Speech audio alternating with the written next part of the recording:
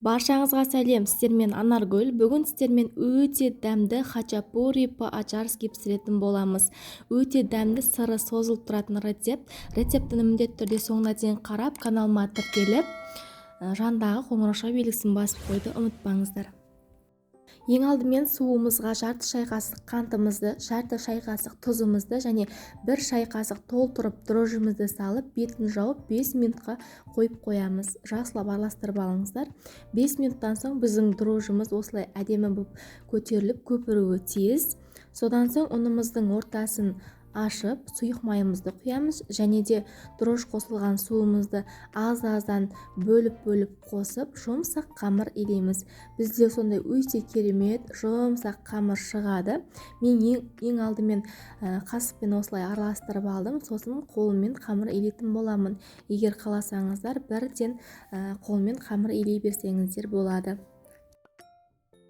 Қамырымызды жақсылап қандырып илеп болғаннан соң, бетін пищевой пленкамен немесе пакетпен жауып, жылы жерге 30-40 минутқа көтерілгенше қойып қоямыз. Сол арада арасына салатын салмасын дайындаймыз.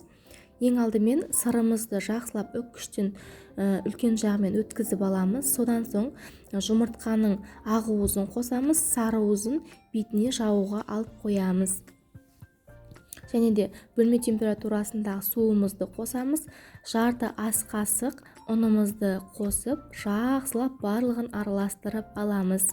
Бізде осымен начинкасы дайын. Барлығы бір-біріне біріккенше жақсылап араластырып алыңыздар.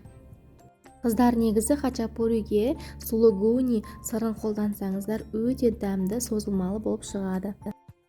Дайын болған қамырымызды теңдей етіп 2 бөлікке бөліп аламыз. Бізде яғни 2 хачапури шығатын болады. Бір қамырымызды алып оқтаудың көмегімен жайып бастаймыз. Бізге қатты жұқа қамыр керек емес, кішкене үлкейтіп алсақ жеткілікті. Қамырымызды үлкейтіп алғаннан соң, қамырдың екі шетіне сырымызды салып жайып шығамыз. Екі шетіне бірдей етіп салыңыздар.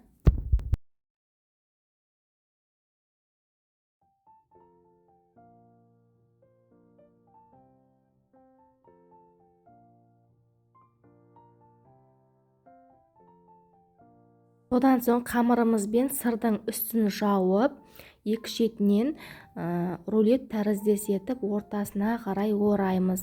Содан соң екі жағын бір-біріне біріктіріп, үшбұрышты етіп формаға келтіреміз.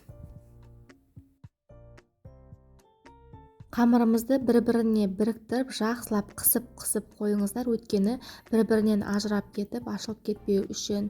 Содан соң дайын болған қамырымызды пергамент қағазына орналастырып, ортасына сырымызды салып, қамырдың бетіне жұмыртқаның сарысын жақсылап барлық жеріне тигізіп жағып, алдын ала қызып тұрған 200 градус пеште қызартып пісіріп аламыз. Пісу уақыты өздеріңіздің пештеріңізге байланысты. Хачапури пісіп шыққаннан соң сырдың ортасын осылай ашып, жұмыртқаның сарысын саламыз. Содан соң екі шетіне сары майымызды саламыз. Сары май өте керемет дәм береді. Енді ол салмай-ақ қойсаңыздар да болады. Мінекей, осымен біздің өте дәмді, өте ерекше хачапурийіміз пісіп шықты. Сіздерге ұнайды деген ойдамын.